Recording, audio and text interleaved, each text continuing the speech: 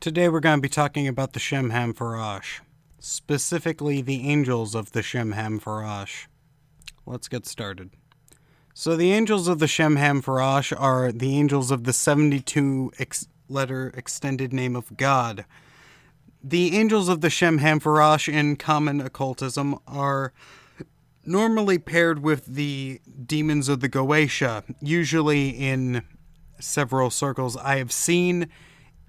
Even though this was not in the original texts, the conjurer/magician will call up one of the angels of the Shemhamphorash in order to call up a demon of the Goetia.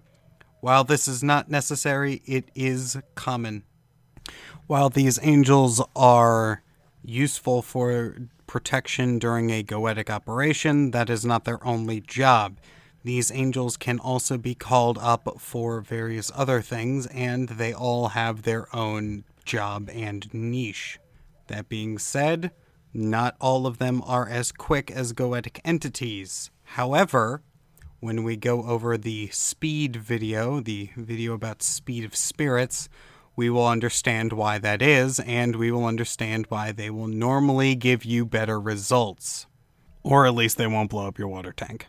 While I'm fairly certain that you won't need to use any sort of defenses for angels of the Shemhamphorash, always practice your spiritual defenses during every evocation, even the things that aren't going to hurt you, because you never know when something is going to pop in that you didn't call up, and the one time it happens is the one time you don't have your defenses up, and you get your ass kicked because you accidentally let something in that you weren't expecting to.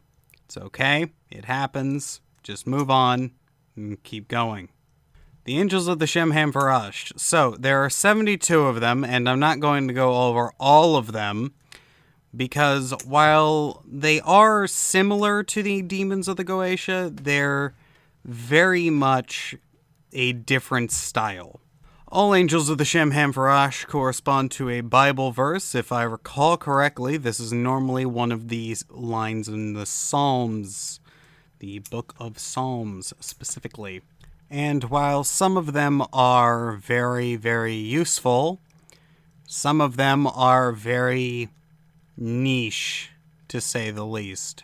That being said, here's a couple of them that I find to be fairly useful if you're really gung-ho about having a spirit do something for you, and you can do it yourself, but you don't want to for whatever reason. Starting with Shem Angel number 2, Yeliel, which is the angel in the Shemhamphorash that is best used for love magic.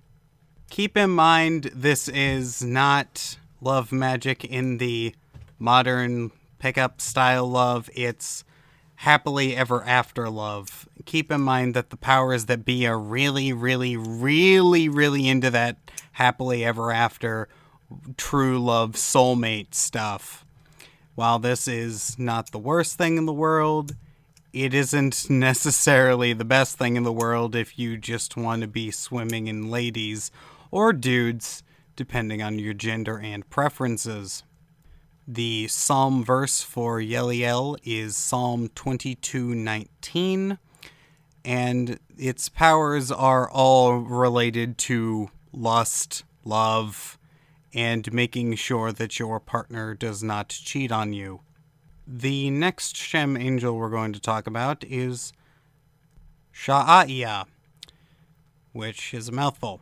This is all about protection. This is all about protecting you from things that could harm you, such as disease, natural disasters, and generally keeping your health nice and strong.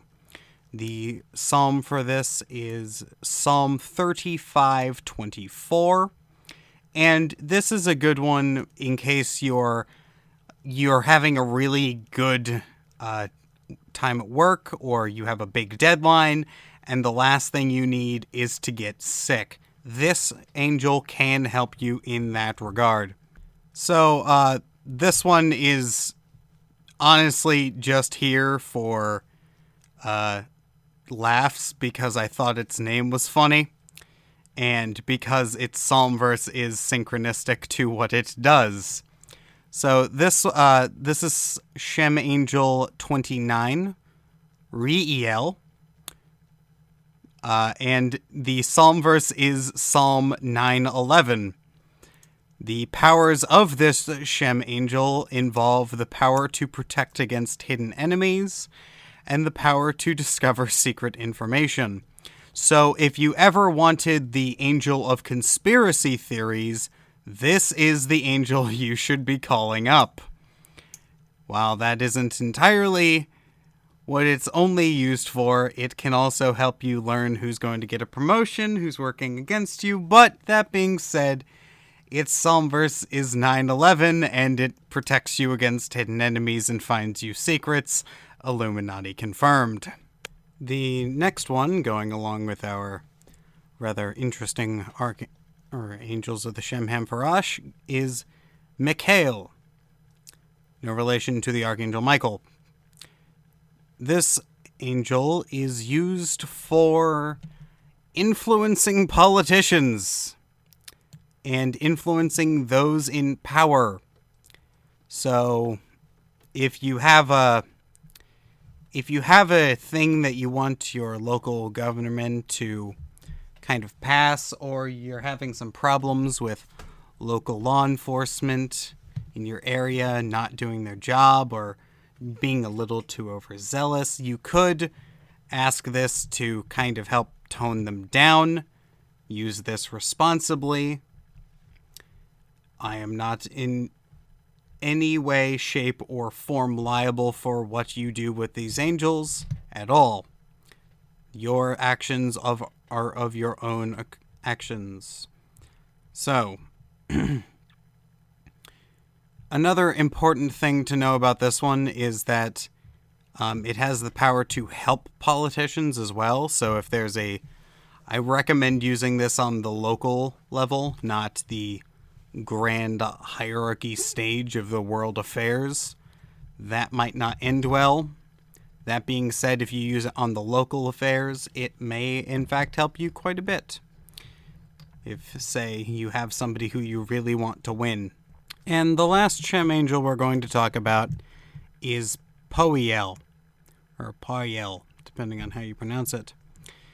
The psalm verse of this angel is Psalm 149, verse 4.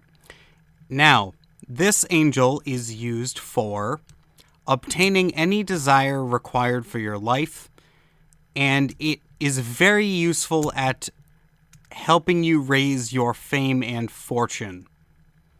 If you want to get famous through means, this can be an angel to work with. That being said, not everything about the famous is all it's cracked up to be.